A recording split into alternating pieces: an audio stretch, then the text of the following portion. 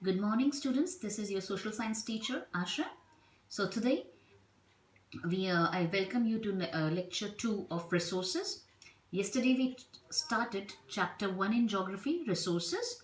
Let's do a quick recap what we did yesterday and then we'll move ahead. So we started with resources. We defined it, what exactly resources are, what is utility, what is value, and then we further started studying types of resources. Types of resources include natural resource, man-made resource, human resource, and we did define what exactly they are. And then we further studied which are natural resources based on level of development, based on origin, based on stock, and based on distribution. We studied about based on natural resources based on development and use, and it is actual and potential resources. Then we studied natural resources based on origin, that is biotic, abiotic. Biotic, it consists of all living things, and abiotic consists of non-living thing. And then we studied natural resources based on stock, renewable and non-renewable. Renewable, which can be regenerated quickly, and non-renewable, which take longer time to regenerate. Now we'll do the fourth one, which is based on distribution, right? So on the basis of distribution of resources, resources can be classified into two categories. One is ubiquitous resources, second is localized resources. Ubiquitous resources are those resources which are available in plenty and everywhere. They do not have any specific place where you can find them, like air, water. These are the resources, but they are present everywhere. On the other hand, localized resources are those resources which are not found everywhere. They are found in a particular place or in a certain place, like copper, coal, iron. They are found where there are mines for copper or coal. You cannot find copper all over the India. It's a specific zone where it is found. So these resources which are found in a particular area are called localized resources, whereas the resources which are found everywhere are called ubiquitous resources. Right? Now let's move on to the next. We were as discussing natural, man-made, and human. So we are done with the natural resources. Now move on to man-made and human resource. Right? So man-made resources are those created by humans. They do not occur naturally. For example, building, machine, technology. All these resources are made by human beings. They do not occur naturally. We humans make it for our existence. The building in which you live, machines, technology, computer, everything. These are made by human beings. So they are called man-made resources or human-made resources. Okay. The next category is human resource. So people can make the best use of nature to create more resource when they have knowledge, skill, and technology to do so. So whatever resources are available on earth, they can be best used by human being or man if they have the knowledge, skill, and technology. So human resource is very important resource because it's the human which make rest of the resources important, right? And improving the quality of human skill in order to make them more useful is called human resource development. So when we equip a human being with more quality education and technology, so he or she can be a better resource. That whole process of improving the quality of human skill is known as human resource development. Okay, so I hope you're clear with human resource development. We do have a proper department, ministry, you can say, HRD, Human Resource and Development Ministry, whose work is to increase the manpower and human resource.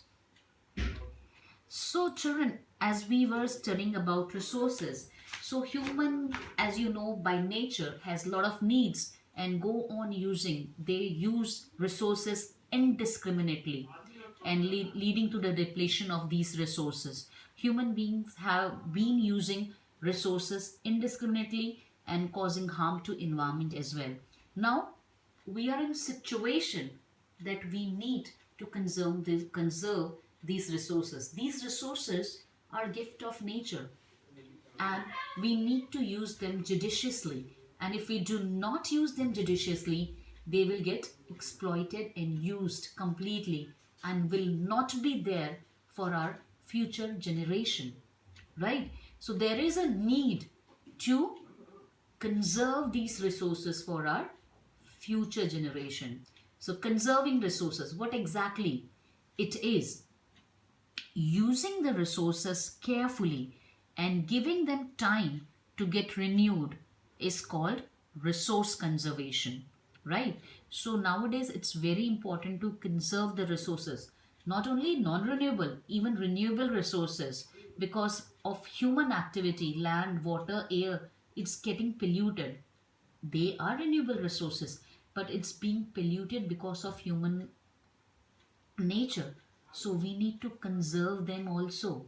And non-renewable, you already know, coal, petroleum. If we go on using them indiscriminately, they will not be there for our future generation because coal takes millions of years to get formed. So we need to be very careful towards conserving resources, not only non-renewable as well as renewable. All the resources are important and we should use them judiciously, right? The next topic which we are going to study is sustainable development, because people say if we want to do development, we need to use resources, and if we do not use resources, we cannot do development.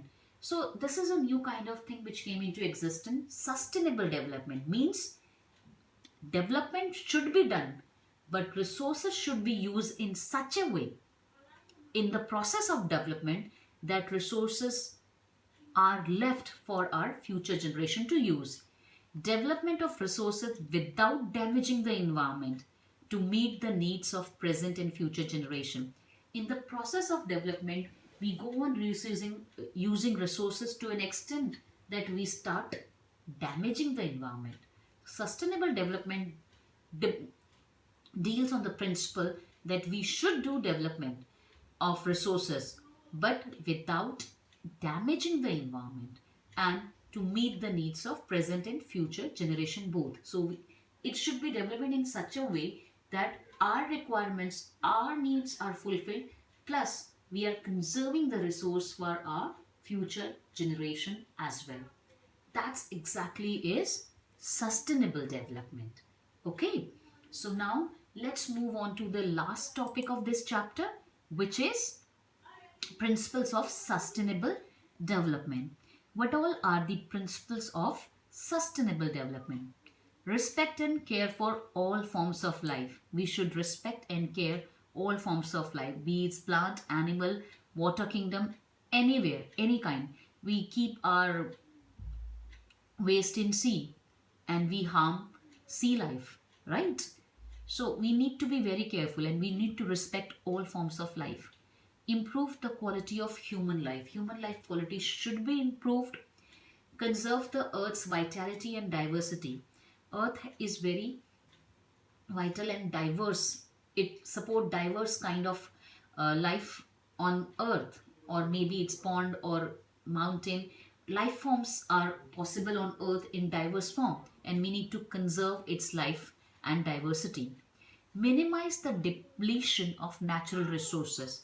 Yes, we do have natural resources and we keep on using them to a great extent and causing them loss. So we need to be very careful and we need to minimize the depletion of natural resources. Change in personal attitude and practice towards environment. Yes, this is very important. Knowingly or unknowingly, because of our attitude, we keep on damaging the environment. So we need to keep an attitude such in such a way that it should not damage the environment. be it using excessive petrol, and rather than we can move to a cleaner fuel, we can move to CNG, which cause less damage to or no damage to our environment. So our attitude should change. Then only we can conserve or preserve our environment. Enable communities to care for their own environment.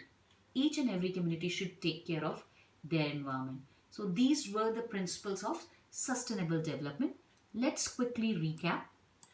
We studied today natural resources on the basis of distribution, ubiquitous and localized. Then we studied about man-made resources and human resource.